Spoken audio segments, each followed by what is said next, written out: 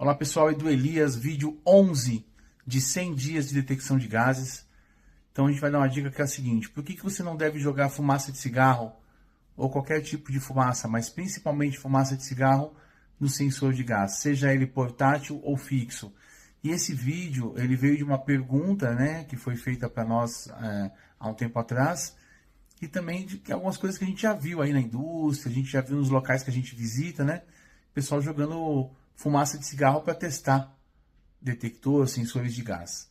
Então, por que não deve fazer isso? Então, todos nós, talvez de alguma forma, já vimos isso, né? O pessoal está apressado, quer saber se o sensor está reagindo, se está funcionando. Então, você pega e joga ali um pouco de fumaça, né? Fumaça de cigarro, principalmente, e coloca direto ali no detector, no sensor. E aí, isso é a gente chama, né, de um old school, né? É uma prática, às vezes até antiga, né? Para ver se a luzinha acende, para ver se ele responde. Mas a verdade é que você não está testando o sensor fazendo isso. Você está realmente matando o sensor, ok? Então, por que a fumaça ela é considerada inimiga da detecção de gases, né? Principalmente a fumaça de cigarro?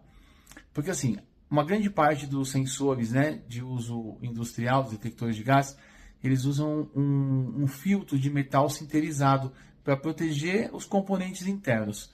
Então, a fumaça ela não é só gás, ela é uma coleção assim de, né, uma junção de particulados sólidos, alcatrão, óleos. Então, se você joga fumaça no sensor, esses óleos eles vão impregnar, vamos dizer assim, o filtrinho, esse filtrinho fino, né? Com o tempo, ele parece que cria uma sensação de prova d'água, sabe assim? Uma pele, né? Uma skin, uma pele sobre o sensor.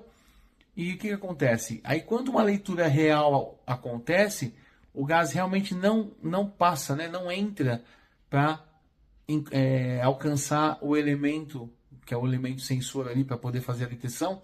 E aí você realmente tem um sistema que está como se estivesse com uma venda, né? Um sistema cego. Então, jogar a fumaça, você vai criando ali, né, possivelmente uma camada que vai bloquear depois a detecção real do gás. Então, não pode fazer isso, nem no sensor de detector portátil e nem no sensor de detector fixo. E pode piorar, tá? Pode piorar. Por quê? Quando a gente está usando um sensor de Léo, né, de detecção de Léo, de inflamáveis, com sistema de sensores catalíticos, por exemplo, esses químicos, né, que a gente sabe que a fumaça, principalmente de cigarro, ela tem milhares de químicos ali, inclusive tem CO e outros. Então, os químicos, eles principalmente assim de materiais sintéticos, do tabaco, eles podem envenenar o sensor catalítico, no caso, né? Então, assim, não é uma questão de opção, é que não pode mesmo fazer isso.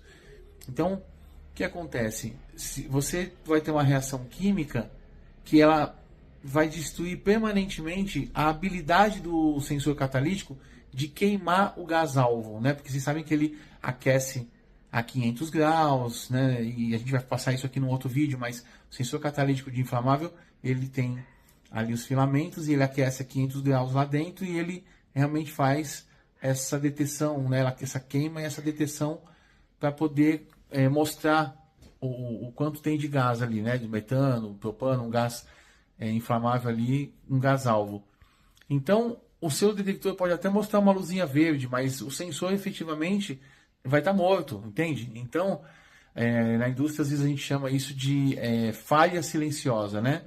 Então, é um cenário perigosíssimo, né, numa empresa você ter essa questão. E muitas vezes não se sabe por quê, mas foi por causa desse mau uso de uma fumaça, né?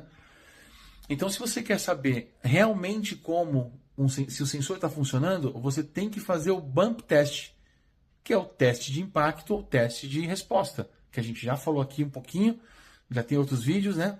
A diferença entre bump test e calibração. Mas o que é, em resumo, o bump test? Você vai usar uma garrafa de gás, uma concentração conhecida, metano, H2S, CO, amônia, enfim. Então, de um cilindro, obviamente um cilindro, né, que tem certificado, tudo. E aí você leva ali mais ou menos uns 30 segundos para fazer esse teste, não deixa resíduo e prova que o sensor está realmente lendo o gás alvo, né? E ele está alarmando e está funcionando. Então a gente brinca, né, que você tem que guarda essa fumaça para o seu churrasco, né? Mas mantenha ela longe do equipamento que salva vidas. Beleza, pessoal? Então a gente tem que, né, quem tem ainda esse hábito de testar o detector com fumaça, com gás, o próprio gás do isqueiro que mata o sensor envenenado por uma alta concentração que tem no isqueiro, proibidíssimo fazer isso, proibido, não pode, tá bom? Então fumaça de cigarro, gás de isqueiro para testar detector de gás, nunca, né?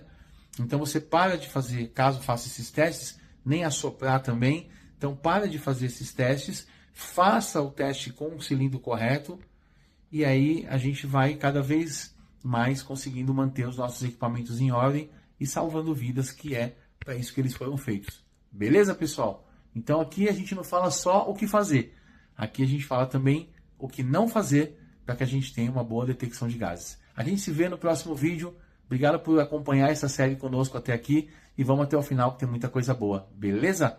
Um abraço para vocês. Valeu!